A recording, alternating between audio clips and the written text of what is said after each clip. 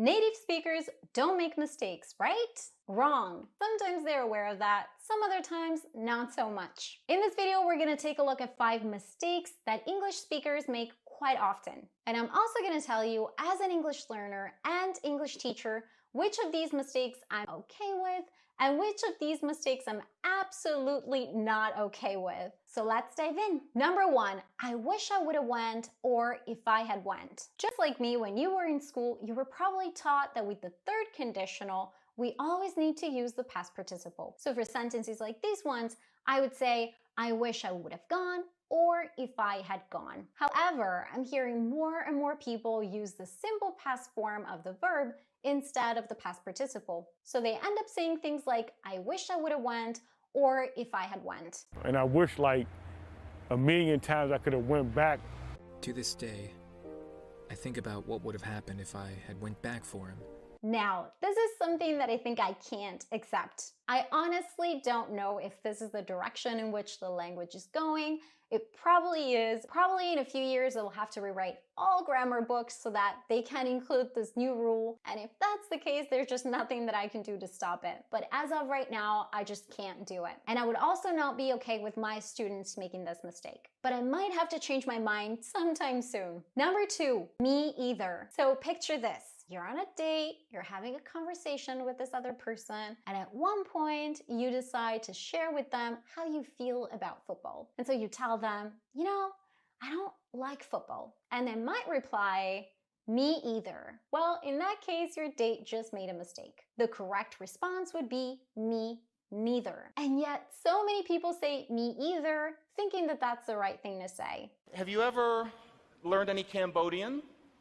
Me either, but again, this is a mistake that I try to avoid. It's not too bad, but I don't know, grammatically speaking, just it doesn't make sense. So for now, I'll keep saying me neither. Number 3, I could care less.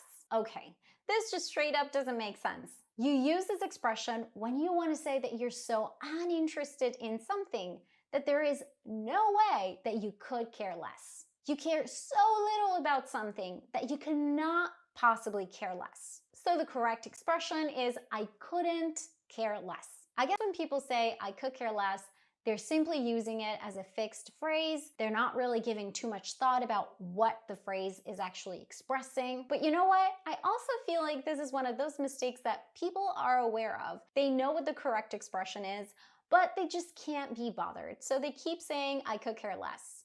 I could care less if any of you do anything about what I just said. As long as my students know what the correct expression is, I wouldn't have a problem with them saying I could care less. But just so you know, there are people out there that will call you out for making this mistake. Number 4, 1 year old.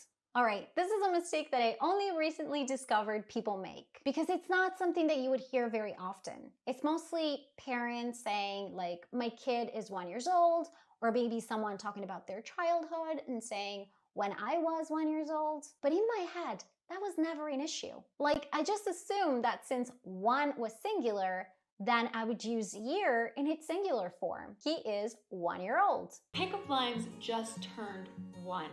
1 years old. 1 years old. 1 year old?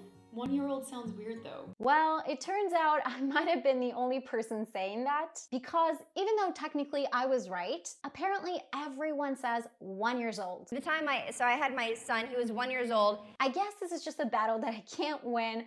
And you know what they say, if you can't beat them, join them. So I'll be saying 1 year old from now on. Number 5, an historic moment. This one really blew my mind. I don't know about you, but I was taught that in English, there's only a few words that begin with a silent H. Words like honest, hour, air, herb in American English. But historic wasn't on the list.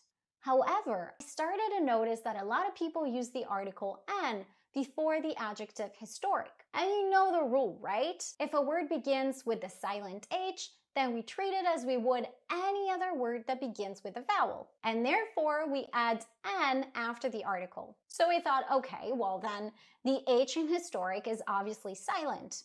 except for the fact it isn't. I checked in multiple dictionaries, and that H, my friend, is not silent. So I'm still not sure why this is happening. All I know is that before the word historic, most native speakers place the indefinite article N. We go to the meeting and it's again, an historic occasion. So I guess Obama and I are the only ones who didn't get the memo, because I listened to quite a few recordings of him saying that, and he says a historic.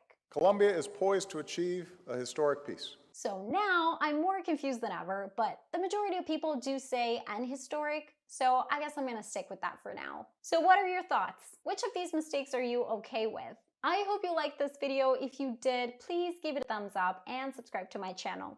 And I will see you in the next video. Bye!